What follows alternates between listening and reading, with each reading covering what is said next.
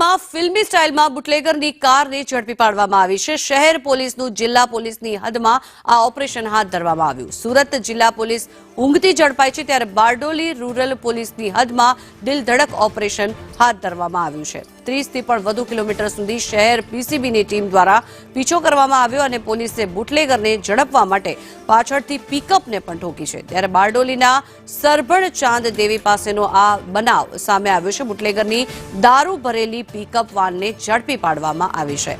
દમણથી નીકળેલી પિકઅપમાં દારૂ હોવાની બાતમી મળી હતી ત્યારે સુરત પીસીબીની ટીમે પીછો કરીને આ દારૂની સાથે એક શખ્સને પણ ઝડપી પાડ્યો છે। વધુ માહિતી મેળવીએ સંવાદદાતા આઝમ સાલે જોડાયા છે। આઝમ, ગાંધીનું ગુજરાત, ડ્રાય સ્ટેટ ગુજરાત અને છતાં પણ એમાં વારંવાર આ રીતે બુટલેગરોની ધરપકડ થાય છે। શું છે વિગત? પોલીસે કેવી રીતે ઝડપ્યું છે? એકદમ તમારી વાત સાચી છે। ગાંધીના ગુજરાતમાં દારૂબંધી હોવા છતાં તમારી સામે છે કે સુરત શહેર પોલીસનું એક ઓપરેશન સામે આવ્યું છે અને એ ઓપરેશન સુરત જિલ્લા પોલીસની હદમાં કરવામાં આવ્યું છે। આ દિલધડક ઓપરેશન સુરતની પીસીબીની ટીમ દ્વારા કરવામાં આવ્યું છે। બારડોલી રૂરલ પોલીસની હદમાં ઓપરેશન પાર પાડવામાં આવ્યું હતું।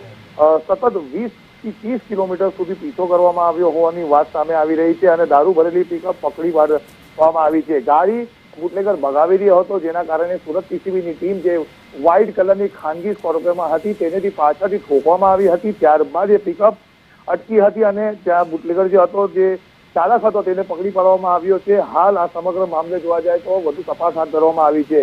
મળતી માહિતી મુજબ દમણથી નીકળેલી પિકઅપ સુરત શહેરમાં પ્રવેશવાની હતી, પરંતુ પોલીસની દબાણના કારણે એ રૂરલ તરફ ફરી ગઈ હતી અને આ દિલધડક ઓપરેશન પાર પાડવામાં આવ્યું છે। પરંતુ આ સમગ્ર વાતમાં એક વાત સામે આવે છે, સુરત જિલ્લા પોલીસ ઊંઘથી ઝડપાઈ છે અને સુરત શહેરની પીસીબીની ટીમ સુરત ગ્રામ્ય પોલીસની હદમાં કામગીરી કરીને ઝડપી ગઈ છે। જી, આભાર આઝમ સમગ્ર માહિતી બદલ।